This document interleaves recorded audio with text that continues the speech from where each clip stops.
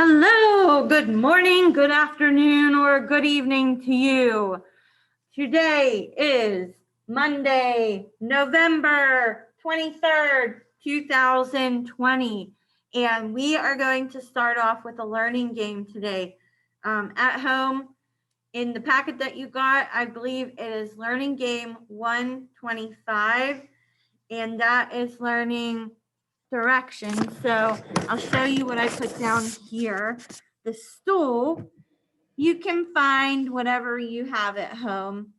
And I would say if you are here, I would tell you to go around the stool. So you go around it here.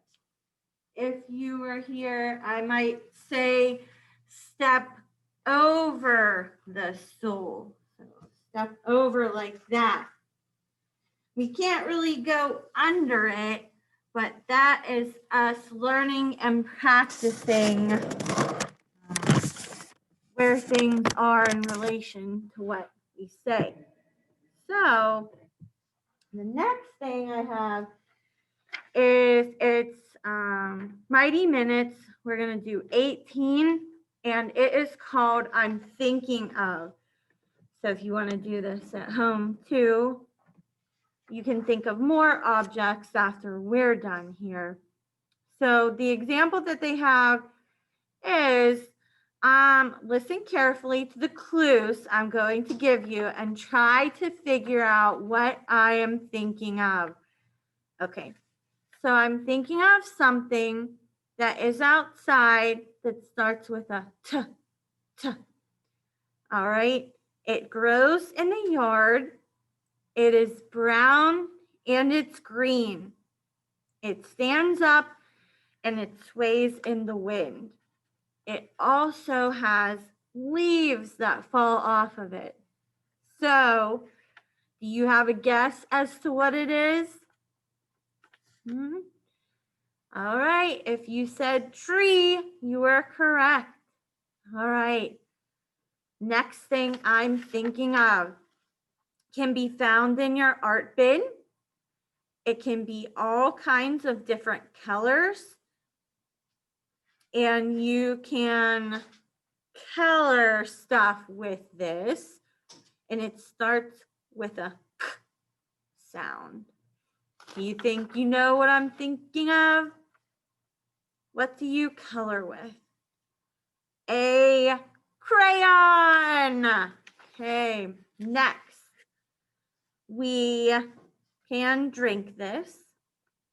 We drink it at our meal times. It is white. I bet you know, you'll probably figure it out when I give you the last clue. The last clue is it starts with an sound. What is it? Milk. All right. Okay, final clue, or the final one. All right. I'm thinking of, it's an animal. It's big and scary. You can find it in the woods or sometimes at a zoo. It goes roar, and it starts with a B sound. You think you know what it is? What is it? If you said bear, you got it, which actually leads into the question of the day, which if you can see over here, relates to the story that I'm going to read to you today. Says, what do you know about the story Goldilocks and the Three Bears? Have you ever heard of Goldilocks and the Three Bears? I'm sure you have. So this question asks, what do you know about it? Do you know how many bears? 1, 2, 3 bears. Do you know the family dynamics of the bear? Is it a mama bear, a papa bear, a grandma bear, a grandpa bear? Is it 2 baby bears? Is it 2 baby brother bears? Who's Goldilocks? All right, so that is what we are going to be reading for our story of the day. Let me adjust the camera here so you can see. So, Goldilocks and the Three Bears. All right. Once there was a little girl with a bright, happy smile and long, curly, blonde hair. Everyone called her Goldilocks. So there she is. Goldilocks lived in a cottage by the edge of the woods. Always curious, she wondered what was in those woods. May I go for a walk in the forest? She asked her parents one day. No, said her mother.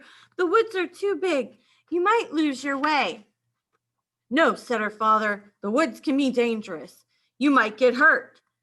Promise us you won't go into the woods, her parents said together. I promise, sighed Goldilocks. She doesn't really look happy about that. I wonder if she'll listen.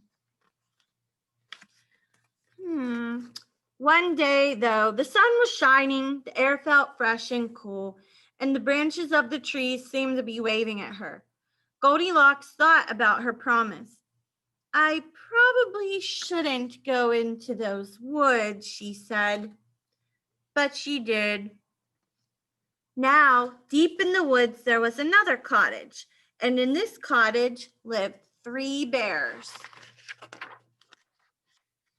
Papa Bear was a great big bear with a great big voice. He liked to fix things around the house, and he loved to cook. Mama Bear was a medium-sized bear with a soft, sweet voice. She liked to work in the yard, and she loved to sing. Baby Bear was a very small bear with a thin, squeaky voice. He liked to do whatever his parents were doing. One morning, Papa Bear made a very big pot of delicious porridge. He filled 3 bowls to the very top. First, he had a great big bowl. Then he filled a medium-sized bowl. And finally filled a very small bowl with pictures of honeybees on it.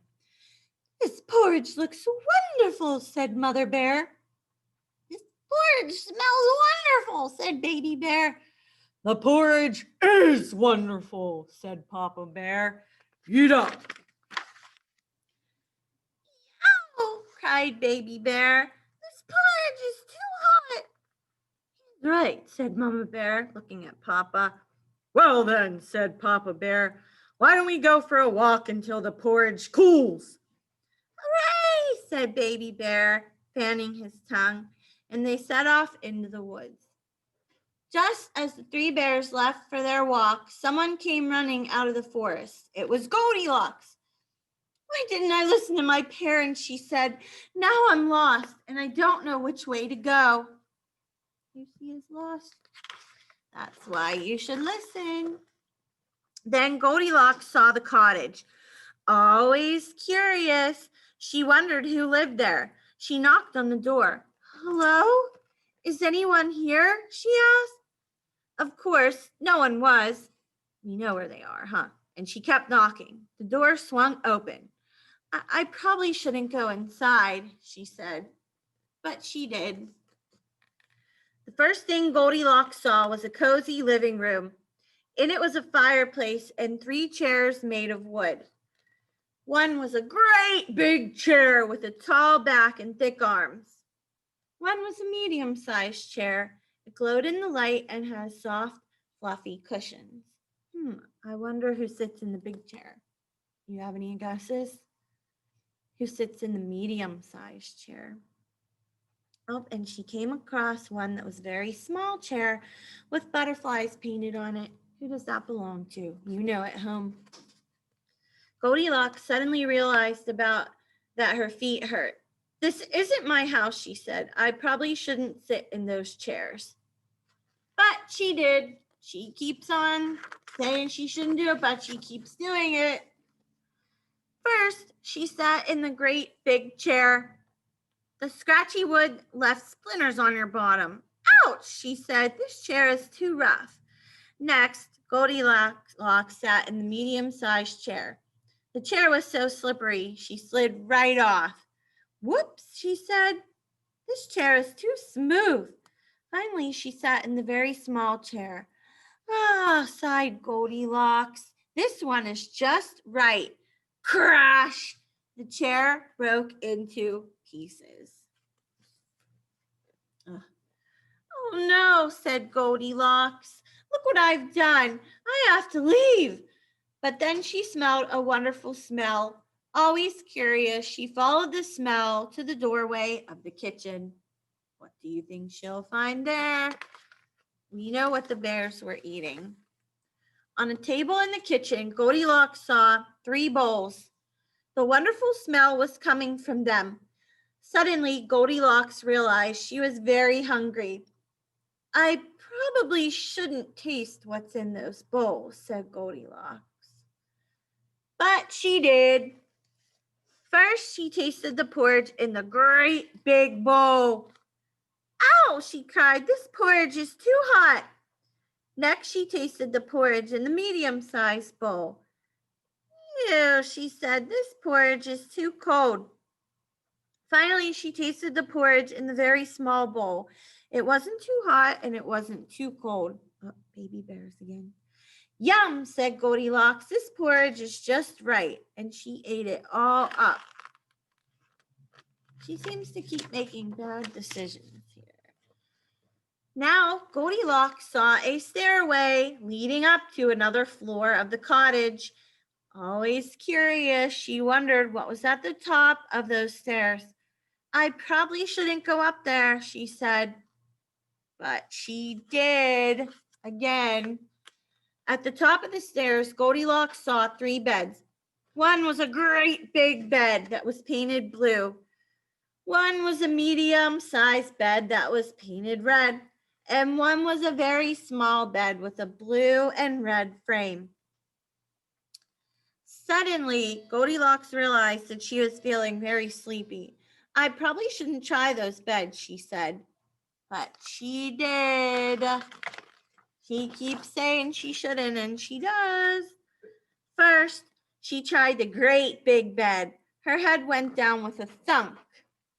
Erk, she said, this bed is too hard. Next, she tried the medium-sized bed. This time, she almost disappeared. She could barely breathe. Said Goldilocks, this bed is too soft. Finally, she tried the very small bed. It wasn't too hard and it wasn't too soft. Ah, said Goldilocks, this bed is just right. And she snuggled up under the covers and fell asleep. Here she is sleeping. Uh-oh. Let's see what happens. A little while later, the 3 bears returned from their walk. They stopped in surprise when they saw the door open. Oh no, said Mama Bear. Someone has been in our house. Be careful, said Papa Bear. That someone could still be in there. You and I know that she is still in there. The 3 bears tiptoed into the living room. Someone's been sitting in my chair, grumbled Papa Bear. Someone's been sitting in my chair, gasped Mama Bear. Someone's been sitting in my chair, squeaked Baby Bear, and that someone broke it all to pieces. They hurried into the kitchen. Someone's been eating my porridge, roared Papa. Someone's been eating my porridge, cried Mama Bear. Someone's been eating my porridge, squeaked Baby Bear, and that someone ate it all up. Now the 3 bears rushed up the stairs. Someone's been sleeping in my bed, growled Papa Bear. Someone's been sleeping in my bed, whimpered Mama Bear.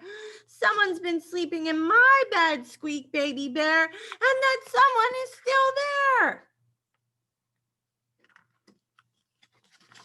Papa and Mama Bear rushed over next to Baby Bear. They looked at Goldilocks, then they looked at each other. Papa Bear let out a great big roar. Goldilocks woke up. First, she saw a very small bear with big white eyes. Then she saw a medium-sized bear with a worried frown. Then she saw a great big bear with great big teeth and great big claws. Goldilocks shrieked. Ah! Goldilocks jumped out of bed, rushed across the room, leapt down the stairs, ran through the kitchen, raced across the living room, and burst out the door. She ran and ran and ran and ran until she saw her own cottage through the trees at the edge of the forest. Her mother and father were standing in the doorway. Goldilocks ran up to them. "We've been so worried," they cried, giving her a hug. "I'm sorry," said Goldilocks. "I should have listened to you. But at least you're safe," said her father. "Come in the house. I'll make you something to eat." The next day, Goldilocks sat out on her front step again. She could see the forest. The trees seemed to smile at her. "I probably shouldn't ever go into the woods again," she told herself. But you know how that usually goes. It usually says, but she did. So there's a lesson here in this book here. Sometimes grown-ups tell you not to do something, not because they're being mean, but because they or we are trying to keep you safe. So just remember that and keep that in mind here. Things could have turned out a little bit differently here, but I'm going to pause the video here and go get the next part of the lesson ready for you. See you in a minute. Okay, I'm back for now. All right, and our mini theme this week is being thankful because it is going to be Thanksgiving on Thursday. So I have a video for you to watch here. It's 10 thankful turkeys. So let me get this on here for you.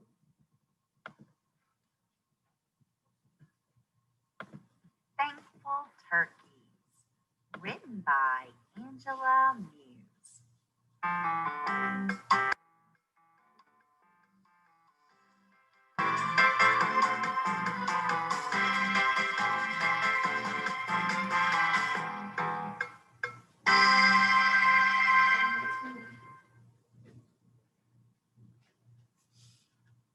One little turkey was making a pie, so much to be done before company arrived. Covered in flour from waddle to tail, hoping his flaky creation wouldn't fail.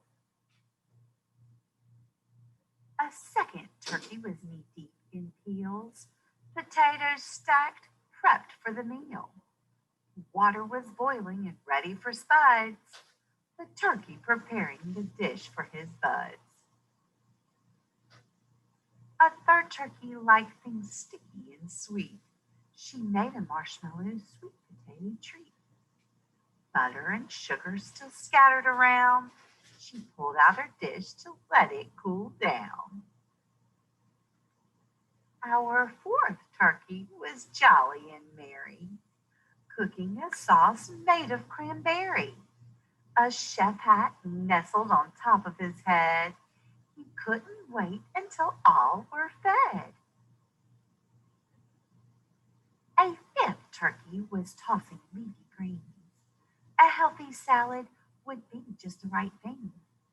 Excited to soon be joining his friends, and happy that many would be able to attend. Turkey number 6 was trying on a dress. She liked things fancy and looked to impress. Some sparkly earrings and maybe a cape. She studied herself and thought she looked great.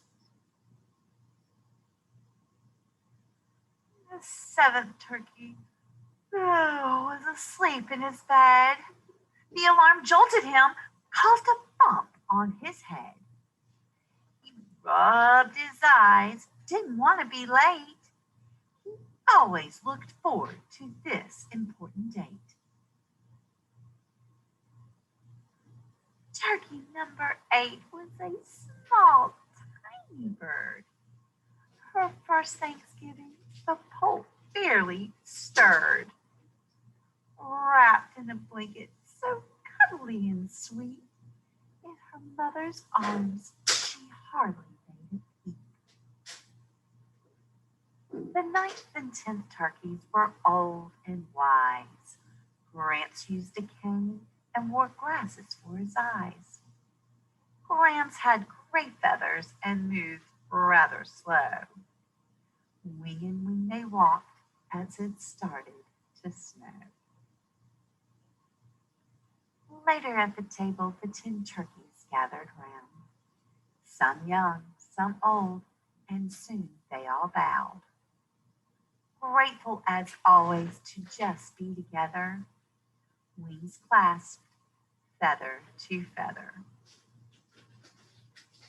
Blessed with an abundance of food, family, and friends, thankful to be part of each day that begins. The turkeys celebrate with those they hold dear, just like we do year after year. The end.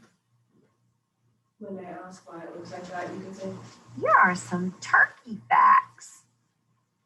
Baby turkeys, called poults, eat berries, seeds, and insects, while adults have a more varied diet that can include acorns and even small reptiles.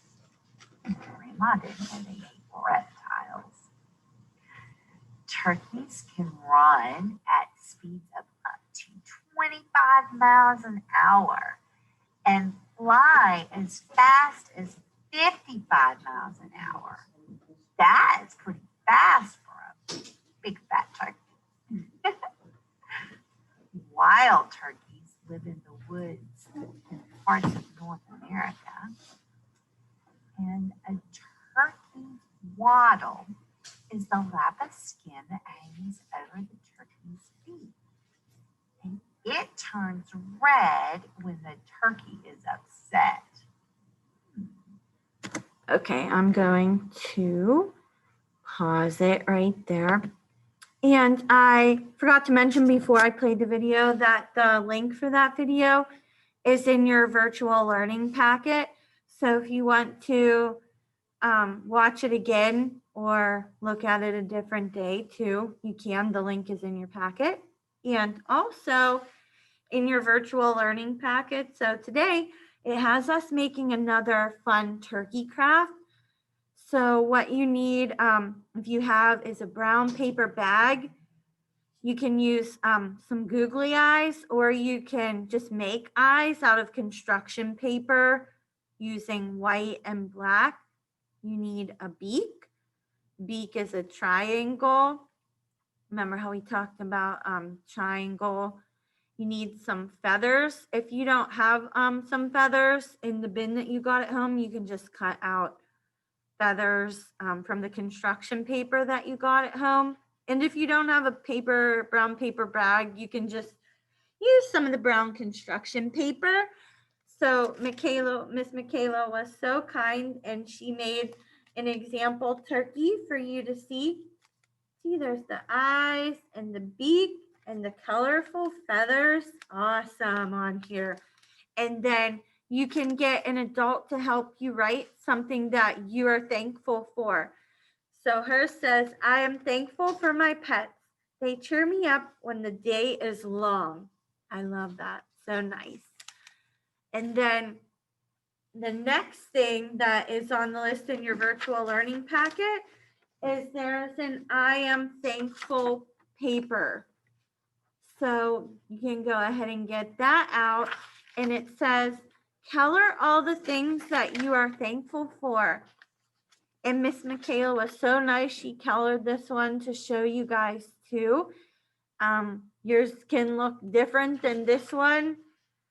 So if you're thankful for it, go ahead and color it in. We have stuff like food, butterflies, sunshine, my teacher, my home, hugs, love, my family. We have my friends, flowers, my pets, rainbows. And then it says, I am also thankful for, she wrote my best friend on here. I am also thankful for my sister. You can think of other things that aren't on here. And then I am also thankful for my health. So if you want, when you finish coloring this, you can take a picture and send it to me so that I can see your beautiful coloring and what you decided that you are thankful for. All right, next, give me 1 second. I have to go get something. Okay, the last part of our lesson, you also need a paper that was in your virtual learning packet. It's I can sort by kind words and unkind words. So it looks like this. And then on another, the page right after it, you have to cut out the picture cards. So if you need to pause the video to do that, go ahead. All right. I already cut mine out here, so I'm going to reach into the bag and you and I can decide if it goes on in the kind words or the unkind words. So it says, you're a good friend. Are those kind words or unkind words? You're a good friend. I think that would definitely go under the kind words. So I'm going to take my glue stick and put some glue under the kind words box here. And then put it under the kind words. Okay, next. All right. It says, let's play together. Are those kind words or unkind words? All right, let's see if you think the same thing as me. I think that they are kind words. So again, I'm going to glue it in the kind words row or column. Okay, next. Are you okay? Would that go under kind words or unkind words? All right. If you said kind words, I agree with you. We have 3 kind words under there so far. That's good. All right, next.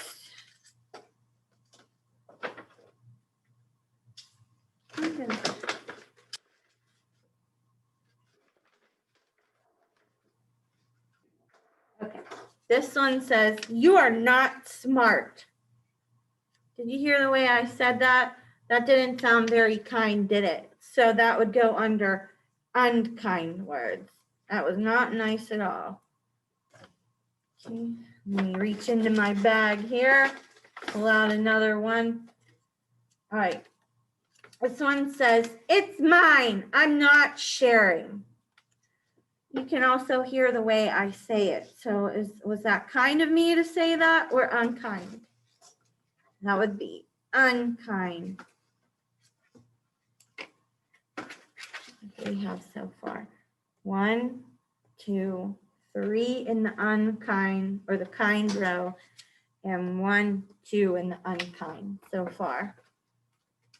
All right. Look here. Next one says, if you hit me, I'll hit you back. Are those kind words or unkind words? They sound like unkind words to me, not something we would say in here.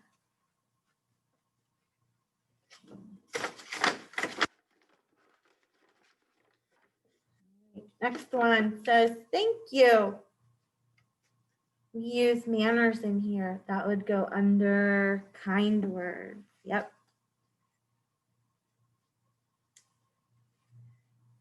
Okay.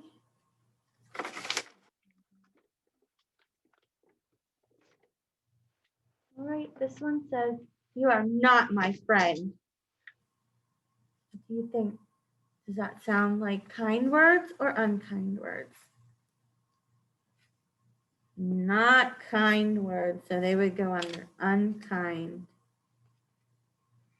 We would not want to hear you say that in here.